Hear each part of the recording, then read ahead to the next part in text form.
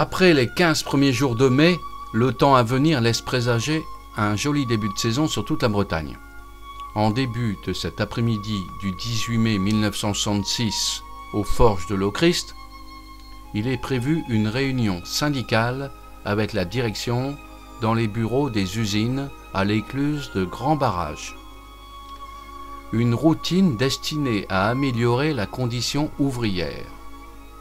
Aussi, ce délégué du personnel va rejoindre son leader syndical, Pierre Gégaud.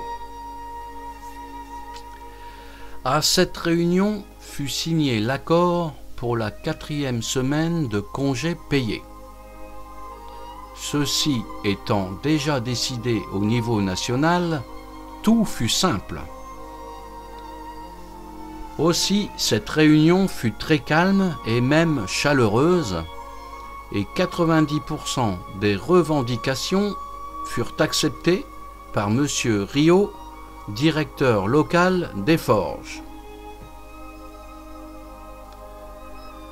Avant de reprendre son travail à la fonderie, le délégué passa devant le chef-garde, M. Le Gac. Celui-ci lui fit signe d'approcher pour faire un rapide commentaire sur la réunion. Devant la grille d'entrée de l'usine se tenait un inconnu qui entama la conversation. « Si j'ai bien entendu, vous êtes un délégué du personnel et vous sortez de réunion syndicale. Or, vous semblez bien détendu. Je me permets d'insister, je suis de la radio. On ne vous a pas tout dit. Je suis ici sur la commune de Hinzinzac pour connaître les réactions de la population à l'annonce de la fermeture des forges sur les ondes de toutes les radios à 18 h.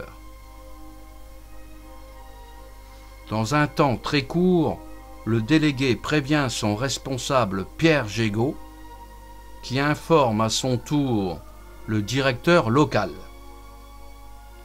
Le contact est aussitôt pris avec la direction centrale parisienne. Plus aucun doute, le couperet tombe le 18 mai 1966, avec l'annonce à 18 h sur les radios et à 20 h sur la seule chaîne de télévision. Présentation ce soir du livre blanc.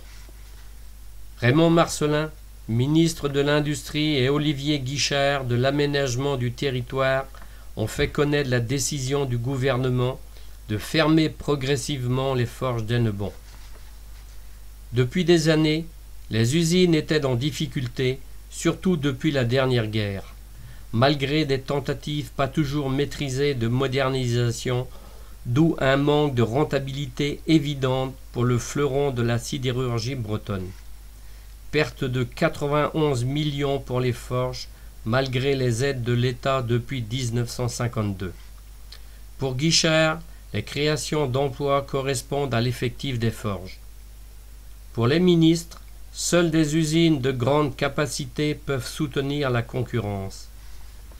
Dans les emplois nouveaux proposés, la SBFM avant cet été, les fours industriels, engrais et les chaussures.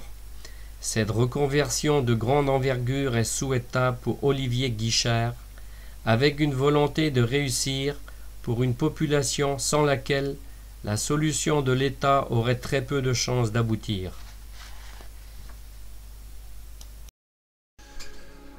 Malgré les très nombreuses grèves qui ont suivi ce 18 mai 1966, mais aussi les manifestations d'agriculteurs, de commerçants ou la marche des femmes sur Lochrist, Hennebont, Lorient ou Vannes, le gouvernement ne cédera pas.